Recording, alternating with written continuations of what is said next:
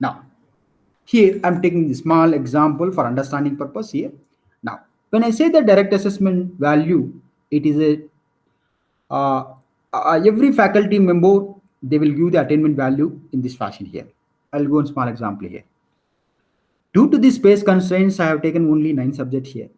In probably, in your curriculum, you may be having a more than 63 subjects here. Now, I will give one small example here. Now, what you have to do is that you have to keep all these subjects starting from the first semester to final year, up to final year. Final year in the sense, 8th semester. What are the subjects are there, you just hear. And put first, initially, how many POs are there with respect to UG engineering program? You have a 12 POs. Okay, 12 POs you have. Now, for example, you take, there is a faculty called G8151. This faculty, he has mapped PO1, he has mapped PO2, PO3 he has not mapped, PO4 he has mapped, yes, PO6, PO8, PO11, PO12. In the sense, how many number of POs he has mapped? 1, 2, 3, 4, 5, 6, 7. There are 7 POs mapped. So at the end of the semester, this faculty, at the end of the semester, he has to give the attainment value. Okay, attainment value he has to give. See, for example, you say the since he has map here. Now, this particular faculty, G81, he has mapped how many 7 POs. At the end of this semester, he has given the PO attainment value here. In previous slides, I already discussed about the how to calculation of the PO attainment with respect to your subject. So I'm assuming that you people are already familiar with the calculation of the PO attainment with respect to your subject. So I'm just taking the one example here. So this particular faculty, he has mapped PO1, it is mapped. So at the end of the semester, he has to give this value 3. Yes. Now PO2 how much? 2.5. Now PO4 2.8. PO6 2.9. PO8 it is 2. PO8 it is 3. PO11 3. PO12 2.3. Like that, this every faculty, whoever handle with respect to this subject, those faculty members, at the end of the semester, this value has to give. At the final year, in the sense, at the end of the year, you have a 2 semester, first semester to second year. In the sense, you keep the all the first semester subject as well as final year semester. Whoever handle that particular subject, that particular faculty has to give this value. Okay, as a program coordinator or HOD, he will maintain this one. Now the question is arrives. How do you calculate the PO attainment? That is second question here. Now, what you have to do is that, so I already told that due to the space constraints, I have taken only 9 subjects. In practically, in your curriculum, you may be having a more than 60 to 65 subject you may be having here. Now, there is a formula to calculate the PO attainment value. So I will take small example PO2. The PO attainment value is sum of the point is received through the direct assessment tools divided by number of subjects mapped towards the particular PO. Now I will take small example here. If you take the PO2, out of 9 subjects, how many number of subjects you have mapped? 1, 2, 3, 4, 5, 6, 7. 7 subjects are there. Okay, 7 subjects. Now, you take all the 7 subjects which you map to the PO2, you do the sum. 2.7 plus 2.8, 2.5 plus 3, 2.7, 2.4. How much we're getting here? 81 points. 81 point. So now, total sum is divided by total number of scores it is mapped. In the sense, 18.1 divided by 7. How much? It is a 2.59. In the sense, direct attainment value PO2 is 2.59 you're getting here. In case if you want to represent the percentage, then 2.59 divided by 3. So 86.33. In the sense, you are giving the attainment on the scale of 3 as well as percentage also. Now, you take one more example for PO5.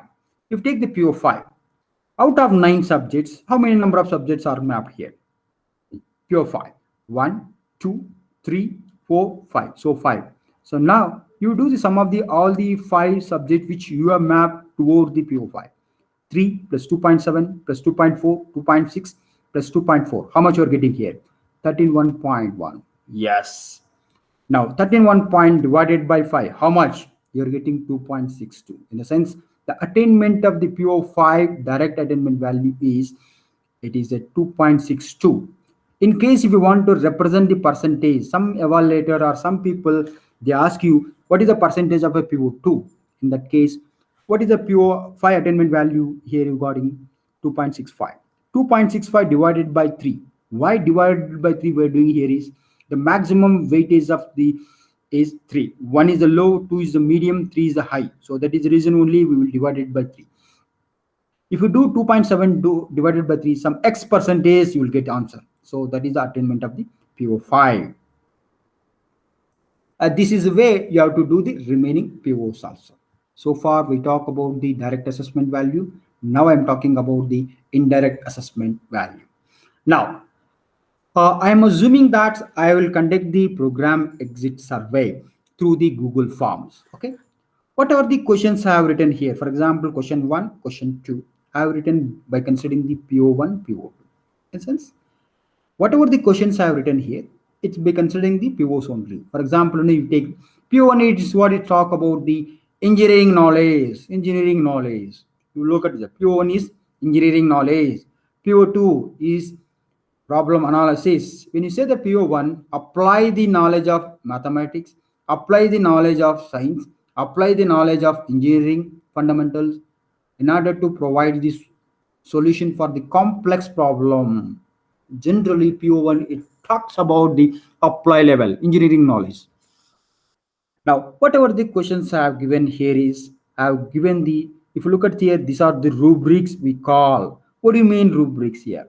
In order to avoid the bias, we are writing the rubrics. So here, instead of good, you write able to few. Instead of poor, you write unable to apply. In the sense, sometimes, see, these particular questions you have written by considering the PO1. In the sense, PO1. The reason is that here, if you give the questions without the rubrics, the maximum time our student will opt for the excellent only. They never bother about the good, poor.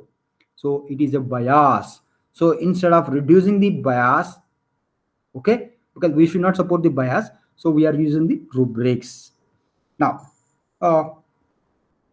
yeah, now I am assuming that what is your class strength generally? In your class, I'm assuming that there are 60 students out there. Now I'm assuming that if you take the PO2, out of 55 students, 44 students they have opted for the excellence, 7 students they have opted for the good, 4 students they have opted for the poor. Now, how do we calculate the attainment value for the indirect? How we got this value on the scale of 3%? That will I explain next slide. Now, this one I already explained here. Okay. Now, for the calculation of the indirect attainment value, we will follow certain formula here. The PO attainment value is equal to sum of the point is received on a particular PO divided by total number of student provided feedback towards on that particular PO. Let's assume that Univer B computer science programs, there are 60 students are there. Let's assume that. Out of 60 students, 55 students are only given feedback. Remaining 5 students, they bunked the class or they didn't turn up the day during the feedback time. Let's assume that. In that case, I already told that. Out of 55 students, okay, 55 students, 44 students, okay, 44 students, they're given excellence. 7 students, they opted for the good. 4 students opted for the poor. Okay. Now, how do you got this value, 150 value here? The attainment value, how do you got this 2.75? There is some logic here involved here. Here, I'm giving the weightage for here is excellent weightage is 3, good weightage is 2, poor weightage is 1. Okay. Now I want to calculate the PO attainment value for the indirect assessment tools. Now, when I want to do the PO attainment value, first I have to use this one. How many number of students have given excellent toward the PO2? 44. Multiply with 3. Why multiply 3? The excellent weightage is 3 plus 7 into multiply 2. Why multiply 2? Good weightage is 2 plus 4 students they have opted for the poor toward the PO2. 4 into multiply with 1. Why 1? The poor weightage is 1. So when you do the calculations, I'm getting 150. Yes. How many number of students have given feedback here? 34 plus 7 plus 4. In the sense, 55. So 55 students are there. So 150 divided by 50 survey. How much I'm getting here? 2.73. In the sense, attainment of the PO2 is 2.73. I'm giving on the scale of 3. Now, in case if you want to represent the percentage, some evaluator or some people they will ask you, can you do the pivot attainment on the scale of 3? Yes. Look at here. So 2.73 divided by 3. In sense, how much of value you get here? 2.73. So here you divided by 3. So divided by 3 in the sense 2.73 divided by 3, you are getting 90.9. In sense, the PO2 attainment on the scale of percentage, you are getting this. In the sense, like that, you have to calculate the remaining POs like a PO1, PO3, PO4 up to PO12. You have to do. This is called indirect attainment value. Now I'm talking about the final PO attainment value. How do you calculate the final PO attainment value? There is a formula to calculate the final PO attainment value. What MBA says that 80% of weightage you have to give for the direct attainment value, 20% weightage you have to give for the indirect attainment value. Now, when you say the direct attainment value, it will include the internal exams, university exams. When I say that indirect assessment tools, in previous slides, we have taken only program exit survey. If at all, if you want to take another survey, it is also possible. The weightage cannot be crossed more than this. Now, what are the value I'm keeping here? Just whatever the value I'm keeping here, it is the output of the previous slide. In a sense, those values I've just kept. We know how to do the calculation of the direct attainment value. We know how to do the for the pure attainment value, indirect attainment value. See, this value I just copied from the previous slides.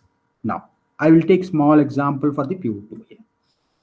Now, if you take the pure attainment value, how much of pure attainment value here is? 2.59. Yes, what is 2.59? Then multiply with because of you have to multiply with 80 percentage. You have to scale down to 80 percentage. So because of direct attainment value 80 percentage, so 2.58 multiplied to 0.8, you are getting 2.072. Yes. Now you are taking the indirect attainment value towards the PO2. So you have to multiply with 20. So 2.727 multiply with 20 percentage, you are getting 0.58.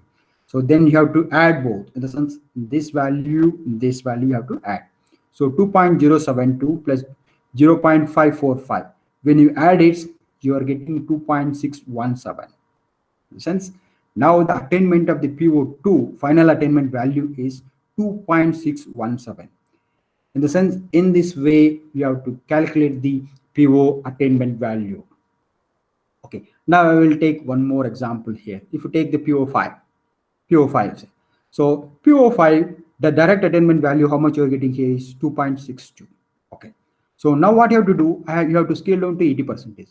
In the sense, 2.62 multiply with 0.8. So you're getting the 2.1. Okay. Now you take the indirect attainment value for the PO5. Okay, 2.62 multiply with 0.8. 0.2, you are getting 0.53. So if you add this both value 2.1, 0.53, you are getting 2.63. In the sense, the final PO attainment value PO5 is 2.63. In case if you want to represent the percentage, then what you have to do? 2.63 divided by 3. Why divided by 3? The maximum weightage for the 3 here is 3. 1 is the low, 2 is the medium, 3 is the high. So 2.63 divided by 3, I'm getting 87.7 percentage. Like that, remaining POs you have to calculate. This is the way you have to calculate the final attainment.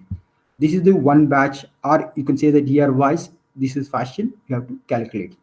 Yeah, thank you for watching. Just now I'm stopping the video.